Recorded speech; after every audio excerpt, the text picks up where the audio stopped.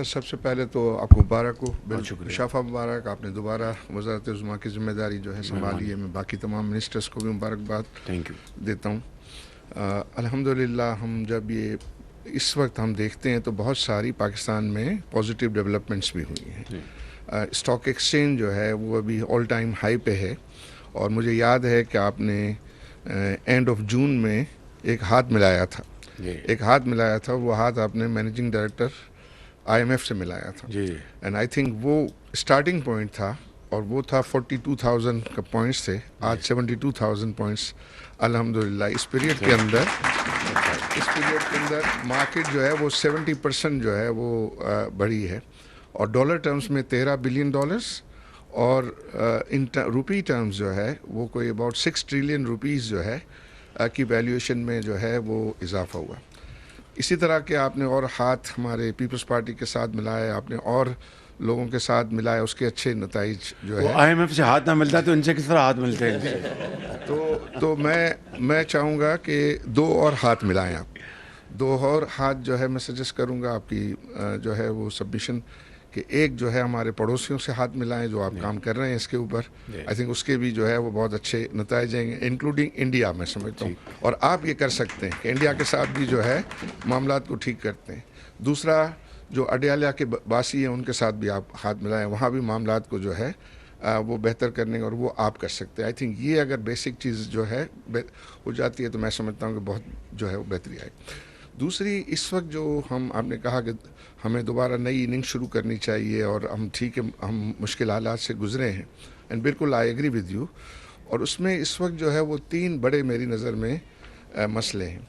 और इस वक्त पिछले जो पीरियड था उसमें हेडविंड चल रही थी, मुश्किलात बहुत ज़्यादा थी, ख़ास तौर पर रशिया यूक्रेन के बाद। चूँकि आपने पिछला वो संभाला था तो कमोडिटी सुपर साइकिल और वो सारी चीज़ें जो है वो बहुत ज़्यादा जो है वो डिफ़िकल्ट सिचुएशन पैदा की थी। अब अल्हम्दुलिल्लाह वो हेडविंड रुक गई है, और मुझे लग रहा है कि टेलविंड जो है वो हम देख रहे हैं। टेलविंड में सबसे बड़ी बात यह है कि इन्फ्लेशन कम हो रहा है, और इन्फ्लेशन जो है 20% आ गया। मुझे लग रहा है कि जब आपके अप्रैल के नंबर आएंगे तो शायद 17.5 पे आ जाए। IMF ने कहा है कि हम एक साल के अंदर जो है हमारा एवरेज इन्फ्लेशन जो है वो 25% से 12% गिर जाएगा, मतलब उन्होंने 13% का कहा है। तो आपका जो एवरेज इन्फ्लेशन है तो इसका मतलब ये है कि इन्फ्लेशन नीचे आएगा।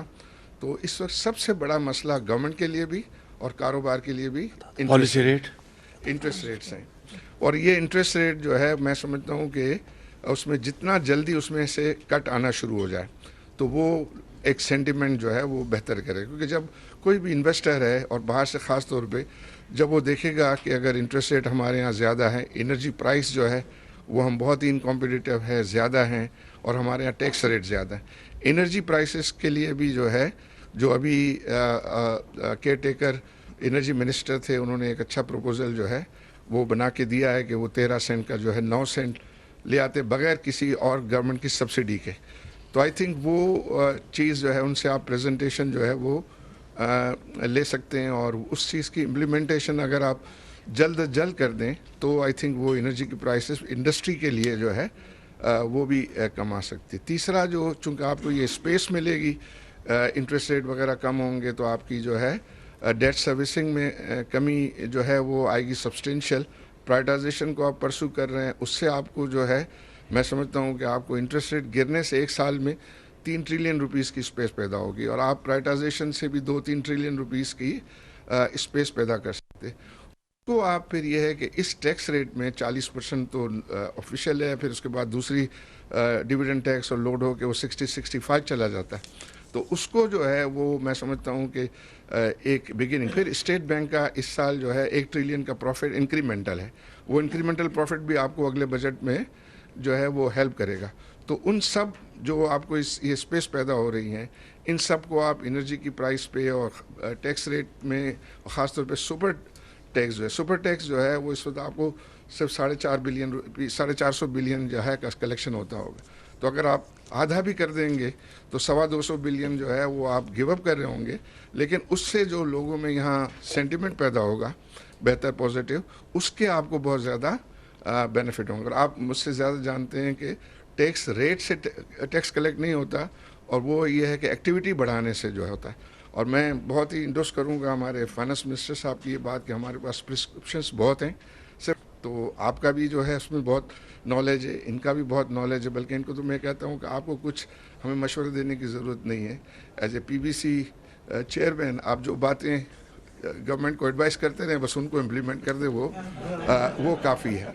तो मेरी ये सबमिशन है, हमारी नेक ख्वाहिशात आपके साथ हैं, हम सब जो है वो आपके साथ हैं। आपकी जितनी प्राइवेटाइजेशन की जो ऑफर्स वगैरह होंगी, हम उसमें भरपूर जो है वो पार्टिसिपेट इंशाल्लाह। ये बहुत शुक्रिया। मैंने आरिफ साहब, आपने बड़ी इम्पोर्टेंट सारी बातें की हैं। पहली बात तो ये है कि जो आपने जो अभी सेंटिमेंट का पॉजिटिव हो रहा है, अभी जो रिपोर्ट्स कल आई हैं, I am not taking any credit for my self, I think it's a collective effort, part of the credit goes to the interim government. और अब हमारी जब से ये 4 मार्च हमारी गवर्नमेंट मार्च जब वजूद में आई, तो आपके साथ मुशावरत के साथ हम इंशाल्लाह ये सारे फैसले करेंगे। But as you said, stock exchange highest point पे है, और मार्च में जो आपकी IT एक्सपोर्ट्स हैं, it is all time high, $300 million से कुछ ऊपर है। इस तरह आपका जो करंट अकाउंट, आई थिंक वो दैट इज़ पॉजिटिव। और इसी तरह आपकी रेमिटेंसेस इस महीने की, दैट्स ऑल्सो हायर। तो ये सारे प्लस पॉइंट्स हैं, मगर मैं समझता हूँ कि हमें इस अपॉर्चुनिटी को पूरी तरह अवेल करना चाहिए।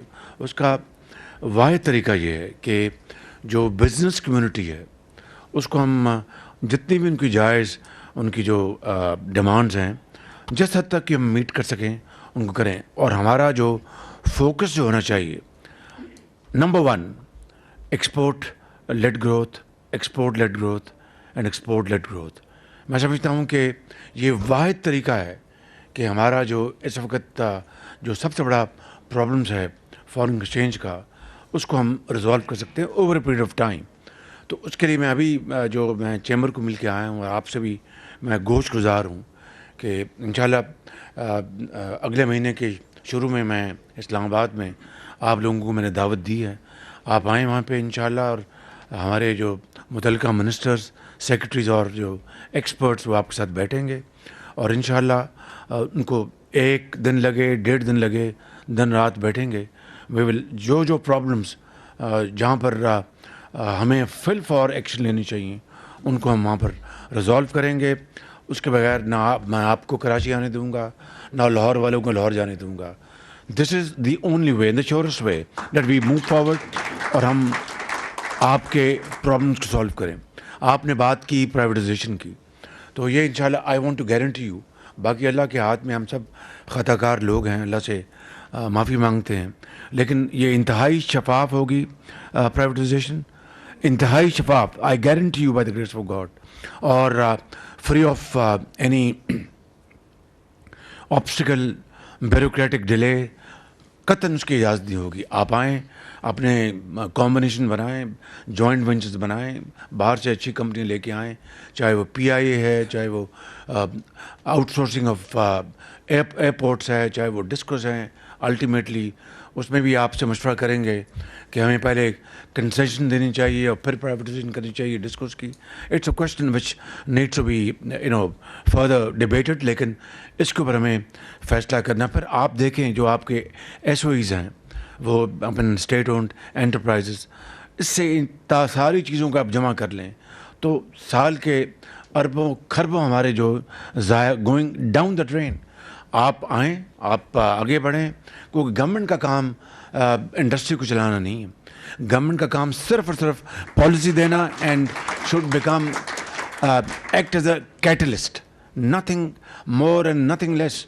मैं इसमें बिलीव करता हूँ, इंशाल्लाह हमारी टीम इसमें बिलीव करती है। आप आगे बढ़ें and sky is the limit.